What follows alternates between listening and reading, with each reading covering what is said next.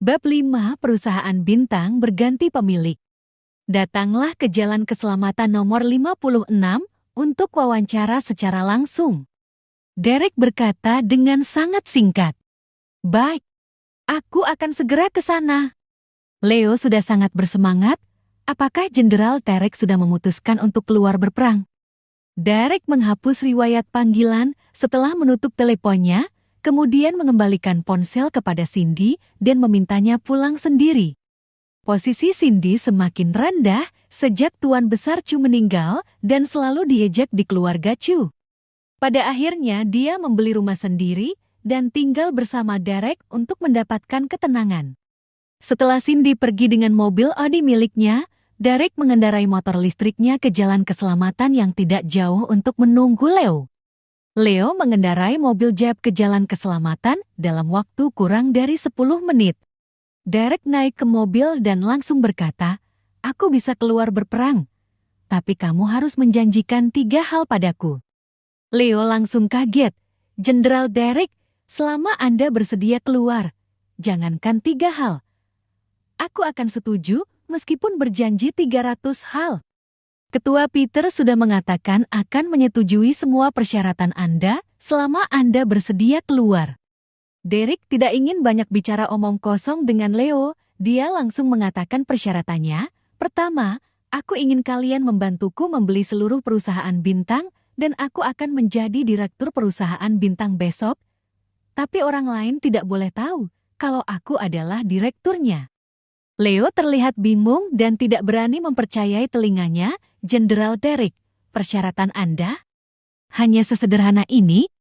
"Ya, persyaratan pertama lebih sederhana," kata Derek. "Baik, hal kecil seperti ini tidak perlu dilaporkan. Aku bisa memutuskannya sendiri dan Anda akan menjadi direktur perusahaan bintang besok," kata Leo. Derek adalah orang yang berkemampuan tinggi. Mereka bahkan tanpa ragu memberikan seluruh kota selatan selama dia menginginkannya. Tidak disangka, dirinya hanya ingin perusahaan bintang. Kedua, siapkan sebuah pernikahan yang sensasional di kota selatan untukku pada tanggal 26 bulan ini. Derek mulai mengatakan persyaratan kedua. Leo tercengang dan merasa bingung. "Jenderal Derek, bukankah kamu sudah menikah? Kamu ingin menikah dengan siapa jika mengadakan pernikahan sekarang?" "Aku tidak melakukan pesta pernikahan saat aku menikah 3 tahun yang lalu, sehingga itu menjadi penyesalan bagiku. Tanggal 26 bulan ini adalah ulang tahun pernikahanku dengan nona besar keluarga Chu. Aku ingin menebusnya, jadi memberikan sebuah pesta pernikahan untuknya," kata Derek. "Aku mengerti, serahkan hal ini padaku."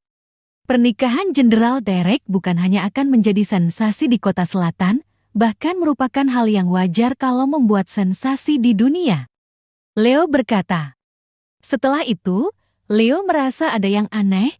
"Jenderal Derek, melakukan hal dengan rendah hati adalah gayamu selama ini. Kenapa ingin membuat sensasi kali ini? Apakah aku harus menjelaskan apa yang aku lakukan?" Derek bertanya. Dia tidak ingin memberitahu Leo, karena dirinya takut orang kasar seperti Leo akan menghancurkan keluarga Chu begitu dia tahu dirinya dipermalukan di keluarga Chu. "Tidak, aku sudah bicara terlalu banyak." Keringat Leo segera mengalir. "Masih sisa 7 hari sebelum tanggal 26. Kamu harus mengurusnya dengan baik. Aku tidak akan menanyakan prosesnya, aku hanya menginginkan hasilnya. Jika ada yang tidak memuaskan dengan rencana pernikahan yang kamu lakukan, jangan memintaku keluar berperang lagi." Derek tidak ingin Cindy merasa tertindas lagi, jadi dia sangat memperhatikan masalah pernikahan ini dan harus memberi tekanan pada Leo. "Aku pasti akan membuatkan pesta pernikahan yang tidak ada sebelumnya dan aku jamin kamu akan puas sepenuhnya."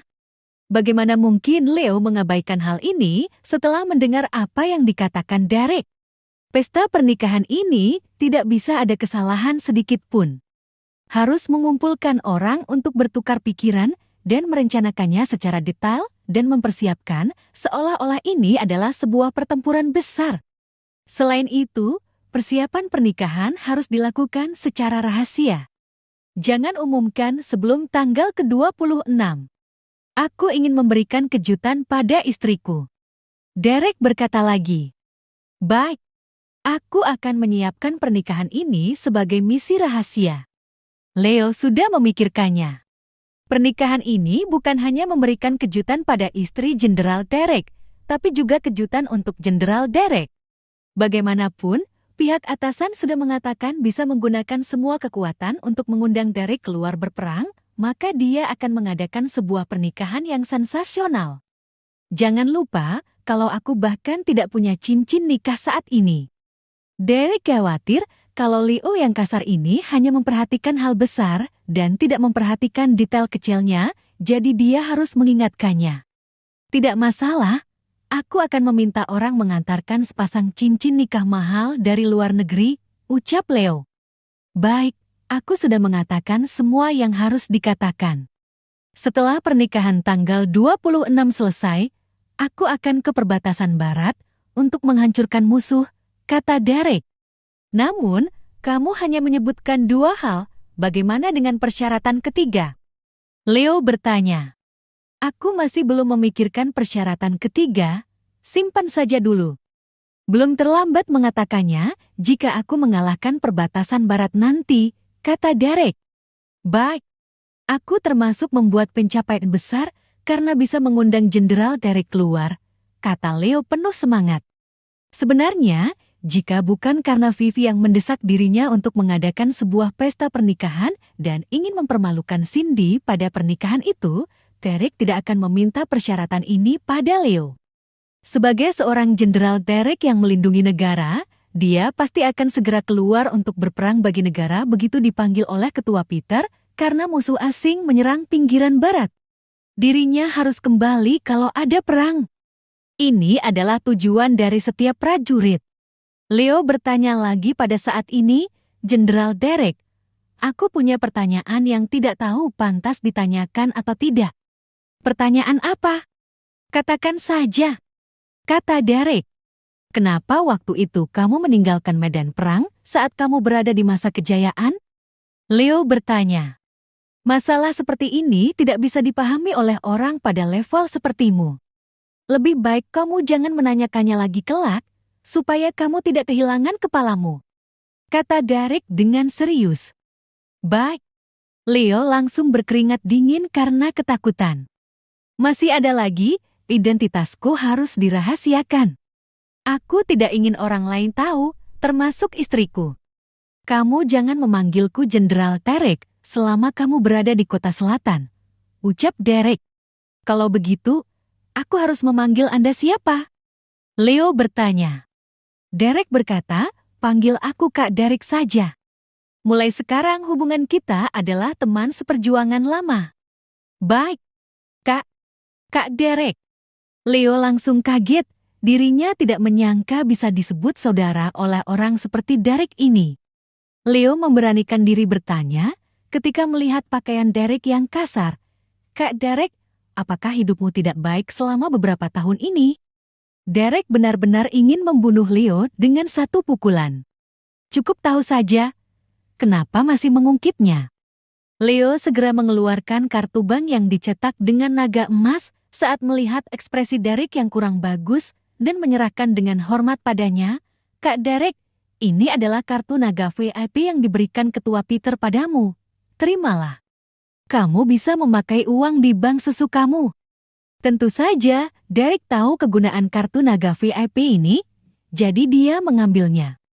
Keesokan paginya, berita penting ini membuat sensasi di seluruh kota selatan. Perusahaan bintang yang merupakan perusahaan terbesar di kota selatan, diakuisisi oleh bos misterius dengan harga tinggi senilai 30 triliun. Perusahaan bintang berganti pemilik. Mantan direktur perusahaan bintang mengumumkan pengunduran diri, dan membiarkan orang yang lebih muda mengambil alih. Berita ini menggemparkan seluruh kota selatan. Semua keluarga besar berspekulasi tentang pengusaha luar biasa mana yang melakukan hal ini. Derek menerima berita yang dikirimkan Leo saat dia bangun tidur yang mengatakan bahwa dirinya sudah mengatur semuanya dan memintanya pergi ke perusahaan bintang.